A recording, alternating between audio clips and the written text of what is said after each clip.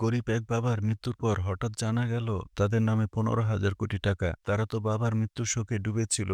হুট করে কোটি টাকার মালিক হওয়ার প্যারায় মাথা মোটার দল কি কি কাণ্ড করে বসে, চলুন জেনে আসি। আর শেষের দিকে তাদের ভাগ্য কিভাবে বদলে যায় তা আপনাকে ভাবাবে। সো নড়ে চড়ে বসুন, গল্পের কোন কোন জায়গায় ব্যথা গো। ফিল্মি ডাউট প্রেজেন্টস নতুন বড়লোক। হ্যাঁ, গল্পের নাম নতুন বড়লোক। কথায় আছে না, সারা বছর খিরাই খেতি করে এখন খিরাই দেখে বলে কিয়া ফল। এই টাকা পয়সা আপনার আমার জীবনের বাস্তবতাকে তুলে ধরবে। কে না চায় বড়লোক হতে বলুন? যদি যন্তর মন্তর ছাড়াই হুট করে বড়লোক হয়ে যান, আপনি হলে কিভাবে টাকা উড়াতেন? কমেন্টে জানাতে ভুলবেন না।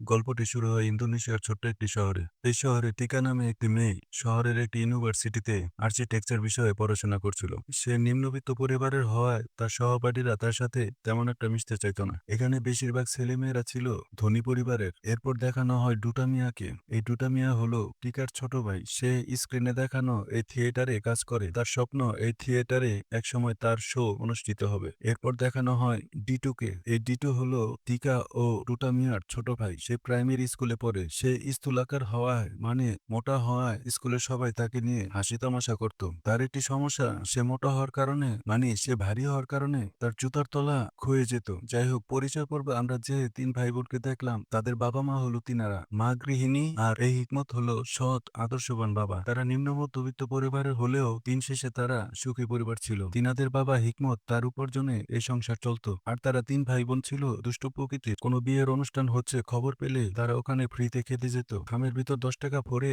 দাওয়াত খেয়ে আসতো। একদিন তারা বরপক্ষ নাকি কনেপক্ষ এই প্রশ্নে ধরা খেয়েও তারা পালিয়ে যেতে সক্ষম হয়েছিল। টিকার পুরো ইউনিভার্সিটিতে দুজন বান্ধবী ছিল, লিন্ডা ও মনিকা। তারা খুব ভালো বান্ধবী ছিল আর তারা সবসময় একসাথে থাকতো। এরপর সেদিন যখন ডিটু তার বন্ধুর সাথে গল্প করছিল স্কুলে, আর গল্প করতে করতে ডিটু তার ছেঁড়া জুতা জোড়া লাগানোর চেষ্টা করছিল, তার পাশে থাকা বন্ধু বলে, আমার এক জোড়া জুতো আছে, তা আমি ইউজ করি না, তুমি চাইলে নিতে পারো। ডিটু বন্ধুর উপহার পেয়ে খুশি হয়ে যায়। তখন ছেঁড়া জুতো জোড়া তার বন্ধু ডাস্টবিনে ফেলে দেয়। যখন টিফিনের পরে আবার ক্লাস শুরু হয় তখন ক্লাসে একজন বাচ্চার বাবা এসে বলে তার ছেলের জুতো চুরি হয়েছে। জুতোর গায়ে সবুজ রং লেগে থাকায় ডিটুর পায়ে সে জুতা দেখা যায়। এভাবে তার সাথে ক্লাসের সবাই মজা নিত। ডিটু খুব দুঃখ পায়। সে ডাস্টবিনে ফিরে এসে দুঃখ ভরা মনে তার জুতো জোড়ো আবার কুড়িয়ে নেয়। অন্যদিকে ডুটা মিয়াকে দেখানো হয় সে প্রডিউসার হওয়ার স্বপ্নে সুযোগ পেলেই বড় বড় ব্যক্তিদের সাথে দেখা করত, যদি তারা কোনোভাবে ব্যবস্থা করে দেয় বা কোনো সৎ উপদেশ থাকে, এজন্যই তাদের সাথে দেখা করত।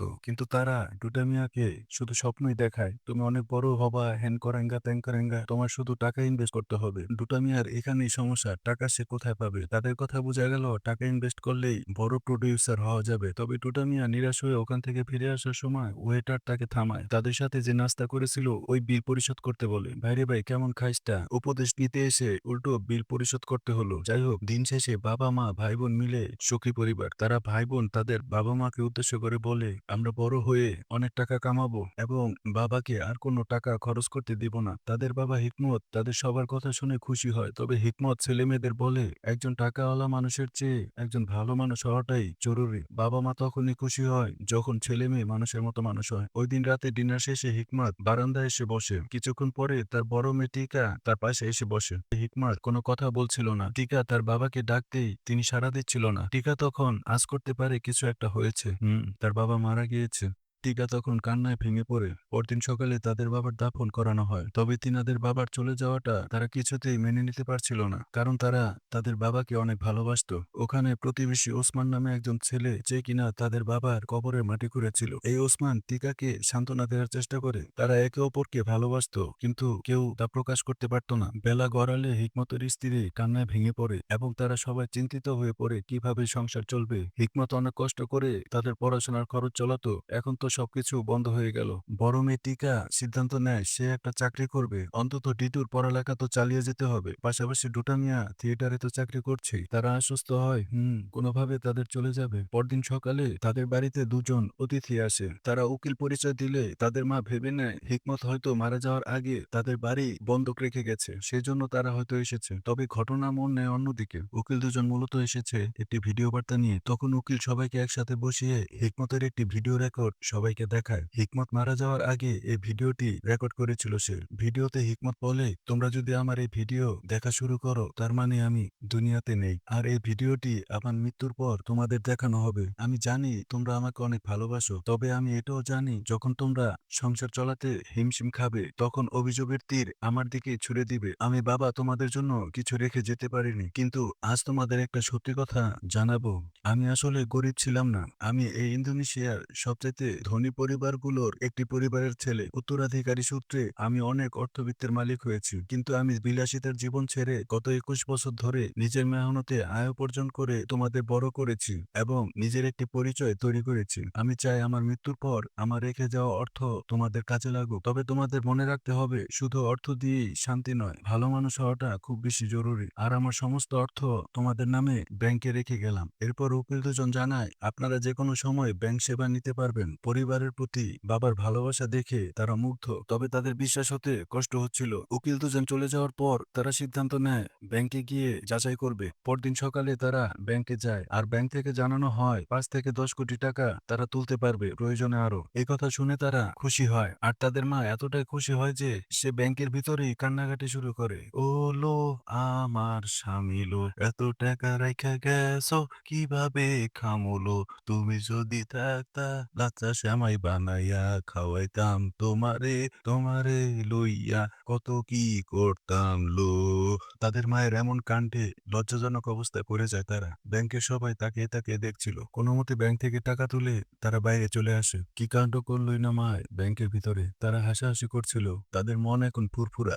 তারা আইসক্রিম খায়। ডিটু অন্য কিছু খেতে চাইলে তারা একটি খাবার হোটেলে যায়। তবে তারা একটি ভিআইপি রুমে বসতে চাইছিল। ভিআইপি রুমে খাবার খেতে হলে এখানকার নিয়ম অনুযায়ী তাদের পরিবারের অন্তত ৫ জন সদস্য হতে হবে। কিন্তু তারা ছিল ৪ জন। তখন তারা বাইরে এসে আইসক্রিমওয়ালাকে ভাড়া করে নিয়ে আসে। এরপর তারা ইচ্ছামতো খাবার অর্ডার করে। এমন সমস্ত খাবার অর্ডার করে যা তারা কখনো নামই শুনেনি। উড়াধুরা অর্ডার করতে থাকে। ডুটা মিয়া কয়, টাকা পয়সা কোনো ব্যাপার না। পাশাপাশি তাদের মাও বলে পুরো টেবিল খাবারে ভরে ফেলতে। মহিলা ওয়েটার তাদের কাণ্ডে ভ্যাগাচ্যাগা খেয়ে যায়। টিকা তো অন্য লেভেলে চলে গেছে। সে ১০ আইটেম ছাড়া দুপুরে লাঞ্চ করতেই পারে না। আইসক্রিমওয়ালা সুযোগ বুঝে আরো কিছু খাবার অর্ডার করে নেয়। ডুটা মিয়া কয়, "হ্যাঁ দেন দেন, টাকা পয়সা কোনো ব্যাপার না।" তারা খাবার খায়। এরপর সিন চলে আসে শপিং মলে। যেভাবে তারা খাবার অর্ডার করছিল বেশিরভাগ খাবার হয়তো নষ্ট করে এসেছে। যাই হোক, শপিং মলেও সেম একই কাণ্ড। চোখে যা ভালো লাগছে তাই কিনে নিচ্ছে। তাদের মা তো হুতাশে ছোট ছোট জামাগুলোও কিনে নিচ্ছে। যে যা ইচ্ছে কিনে নিচ্ছে। ডিটু সবার প্রথমে জুতার দোকানে চলে আসে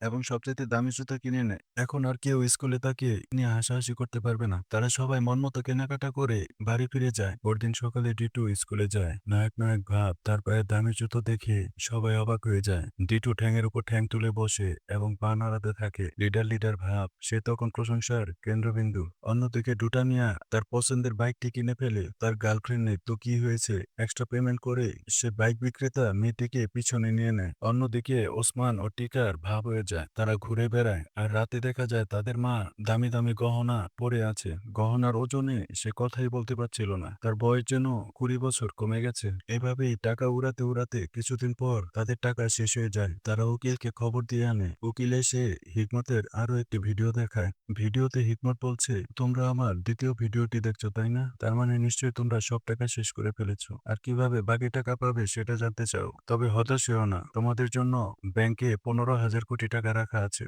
তারা ভিডিও বার্তাটি পেয়ে সবাই খুব খুশি হয়ে যায়। আর তাদের মা তো গান গেয়ে ওঠে। টাকাগুলো পাওয়ার পর তাদের লাইফস্টাইল চেঞ্জ হতে থাকে। তারা লাক্সারিয়াস একটি বাড়ি কিনে আর সেই সাথে নামি দামি ব্র্যান্ডের গাড়ি কিনে। এরপর তারা বাড়ির জন্য শহরের সবচাইতে বিলাসবহুল ফার্নিচার শোরুমে যায়। তাদের মা অন্য লেভেলের। সে আঙুলের ইশারায় ইশারায় এটা ওটা অর্ডার করতে থাকে। তার দাম জানার প্রয়োজন নেই। আর শোরুমের ডুটা আর ডিটু ফার্নিচারের উপরে লাফালাফি করার সময় একজন সেলসম্যান তাদেরকে লাফালাফি করতে নিষেধ করে। শোরুমে টাকার গরম দেখানোর জন্য তাদের মা ওই ফার্নিচার তো কিনেই, এর সাথে শোরুমের সিকিউরিটি গার্ড সহ কিনে নেয়। এবার ফালাতে নিষেধ করবে কে? তারা লাফালাফি করে আর কিছু সেলফি তুলে নেয়। নতুন বাড়ির জন্য যা যা প্রয়োজন সবকিছু তারা কিনে নেয়। এরপর যখন তারা গাড়ি কিনতে এসেছিল, প্রত্যেকের জন্য আলাদা আলাদা একটি করে গাড়ি কিনে। তবে মজার ব্যাপার হলো তারা গাড়ি চালানো দূরের কথা, তাদের কোনো ড্রাইভারও ছিল না। সদ্য কিনা সিকিউরিটি গার্ডকে দিয়ে গাড়ি ঠেলিয়ে ঠেলিয়ে বাড়িতে পৌঁছায়। তাদের মা এমন ভাবে শো আপ করে ব্রিটিশ পরিবারের কেউ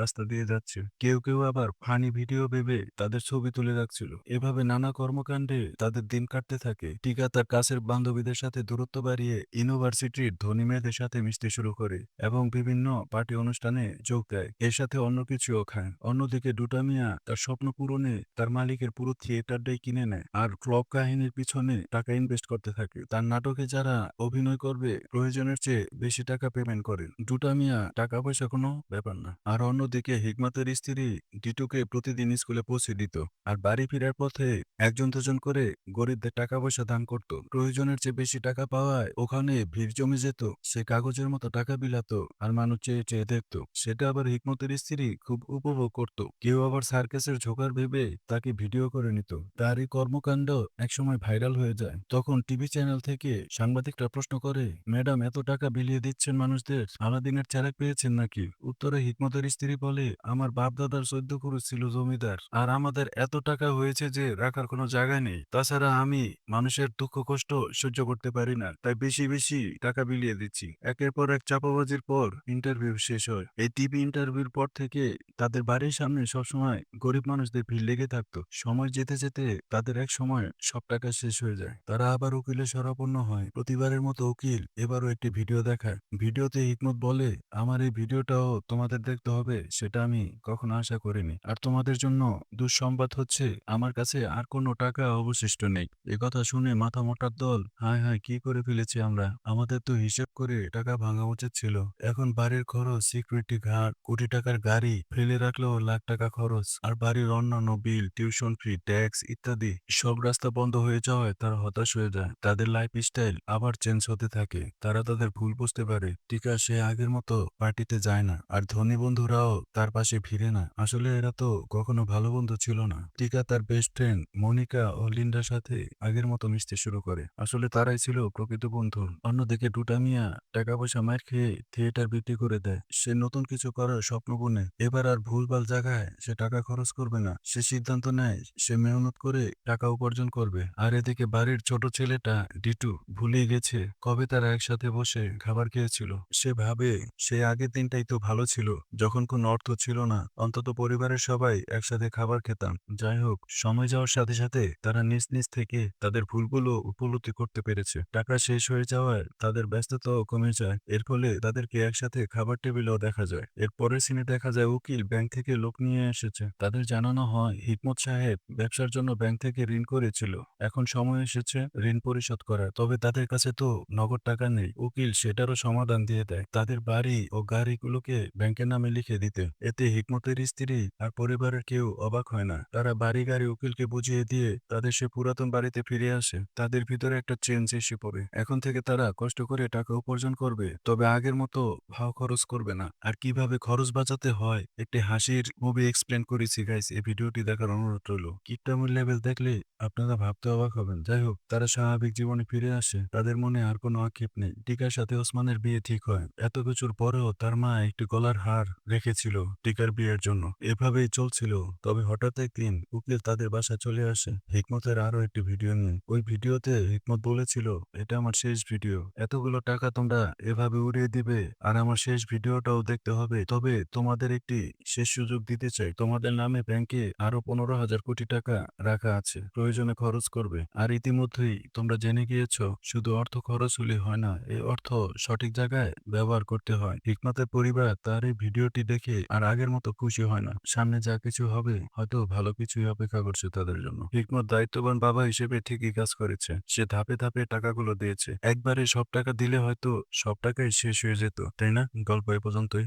মার্কা মারা নতুন কোনো গল্প নিয়ে আবার হাজির হব। ততক্ষণ আপনারা ভালো থাকবেন। লাইক দিয়েন, কমেন্ট করেন। কমেন্ট করলে অন্তর থেকে একটা হাসি দিব। প্লিজ কমেন্ট আর সাবস্ক্রাইব করেন যদি সম্ভব হয়। ভালো থাকবেন আপনারা। Bye bye.